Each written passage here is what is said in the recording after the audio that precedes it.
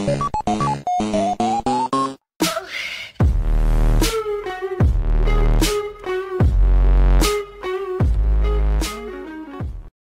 guys, welcome to the video, and here today this is going to be a quick one, just letting you know that Rebug has come out with a couple new firmwares.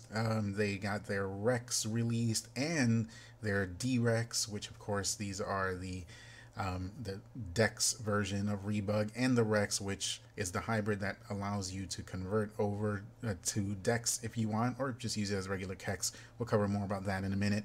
And then there's this other version, which we'll talk about that here in a second. I'll put the link to the description here to PSX Place, where you can just come here and look over some of the features and whatnot. Now, a lot of this stuff is the same from before, but you know, this is what's new here. It's pretty much the same thing that was on the Starbug for, you know, Habib's 484. I think it's literally just copy and pasted here, except Cobra is on 8.01. So anyway, there's a link here if you want more information about this. You can click the link there. One of the main improvements here is that this version of Cobra apparently allows your PS3 to boot up a little bit faster. So I'll have to check that out. Now, if you're happy with the Rebug that you're in, or whatever custom firmware you're in, do you need to upgrade to this one? No, not really, but you know, later on they may be releasing things that take advantage of these new benefits that are in this new version of Cobra. You know, because now you can install payloads or run payloads, kernel payloads, using this version of Cobra. So I guess we'll be hopefully seeing something later on regarding you know, that feature.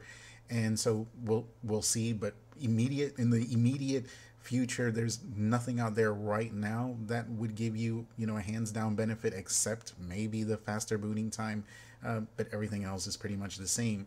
So if you go and you can scroll here just to see all the features, but again, most of them are just the same from the previous releases. If you go to the main Rebug site, what you need is right here, right at the top.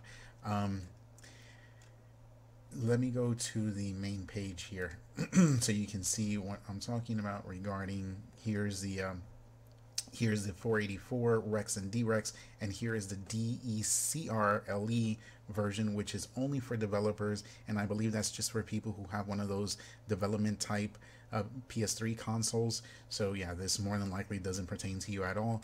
When you come here, we scroll all the way down to the bottom, there you have the downloads. The Rex is what you would use in case you have Kex installed in your system right now.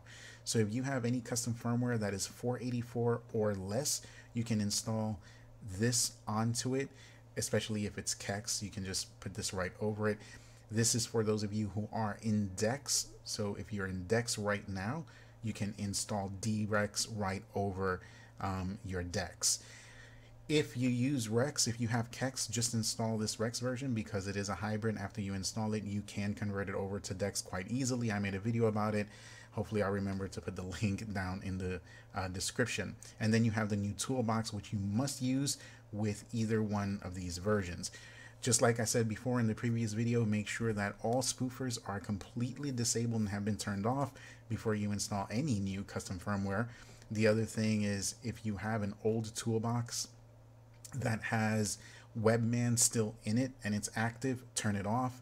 Also, I would recommend in your toolbox, before you install the new one, you disable Cobra, and then you could go to the first column of the Rebug toolbox and run the system reboot or whatever, then pick full reboot. And once you reboot it, then you can go to your XMB, delete the toolbox, and install this one, and then you can install the custom firmware. You can use this toolbox with other custom firmware, but it will tell you when you run it that it's not Rebug, and some of the features will be deactivated. And that's pretty much it, guys. You should know how this works already. Installing this stuff is pretty easy, so I'm not going to cover that. But yeah, that's pretty much it. I'm surprised that it came out so soon, you know, the Rex and D-Rex versions. We didn't get any Rebug for 483, so I'm really surprised that not only did we get a 484 Lite, but that we also got full-blown Rex and D-Rex versions. And these are the ones that I believe do come with the debug settings menu. I don't think the Lite one had it, but these will have it in the XMB of the PS3. So that's pretty much it, guys. Thanks as always for watching. Be on the lookout because I have some new stuff regarding RetroArch. This is some of the stuff I was working on with my Switch, and so yeah, the next tutorial on how to clean your ROMs and stuff is coming up probably within the next 2 days. I know I was supposed to do it already, but just got way too busy. So anyway, guys, that's pretty much it. I really appreciate it. Thanks as always for watching. Don't forget to thumbs up and subscribe, and we'll see you on the next one. Take care.